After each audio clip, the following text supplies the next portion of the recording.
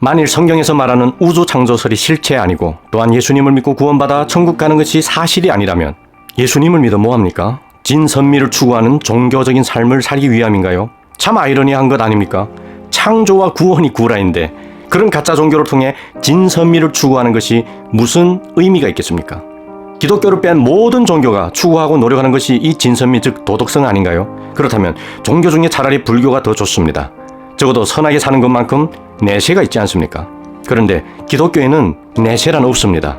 아무리 착하게 살아도 도덕성을 가지고 살아도 결국은 현생만 살고 나면 끝입니다.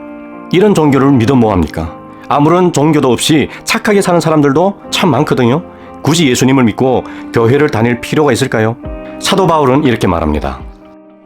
그리스도께서 죽은 자 가운데서 다시 살아나셨다 전파되었거늘 너희 중에서 어떤 사람들은 어찌하여 죽은 자 가운데서 부활이 없다 하느냐. 만일 죽은 자의 부활이 없으면 그리스도도 다시 살아나지 못하셨으리라.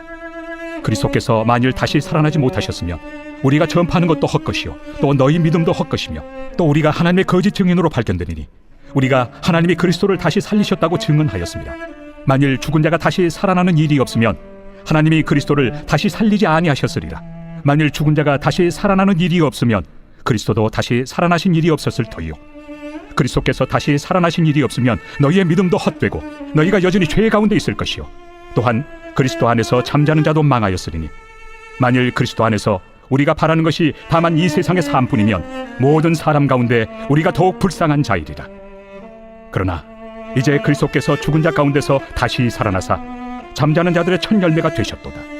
예수님을 믿는 우리에게 부활이 없다면, 영생과 천국이 없다면 성경은 다 가짜입니다. 우리의 전도도 믿음도 전부 무용지물이라는 것입니다. 만일 우리가 그리스도 안에서 바라는 것이 이 세상뿐이라면 우리는 그 누구보다도 불쌍한 사람들이라고 사도 바울이 말했습니다. 하나님의 창조가 신화라면, 예수님을 믿고 구원받는 것이 천국으로 연결되지 않는다면, 그렇다면 기독교 가치란 존재하지 않습니다. 모든 전도와 선교와 설교는 더 이상 가치가 없으며 무용지물이 되는 것입니다. 하나님의 창조를 묘하게 신화인 것처럼 말하고 예수 믿고 구원받아 천국 가는 것이 실제 사실이 아닌 것처럼 떠들고 다니는 사람들이 많습니다. 심지어 신학교 교수도 그런 사람이 있다는 것은 슬픈 일이 아닐 수 없습니다. 사도 요한의 말씀으로 오늘의 영상 마치겠습니다. 또 증거는 이것이니 하나님이 우리에게 영생을 주신 것과 이 생명이 그의 아들 안에 있는 그것이니라. 아들이 있는 자에게는 생명이 있고 하나님의 아들이 없는 자에게는 생명이 없느니라. 내가 하나님의 아들의 이름을 믿는 너희에게 이것을 쓴 것은 너희로 하여금 너희에게 영생이 있음을 알게 하려 함이니라.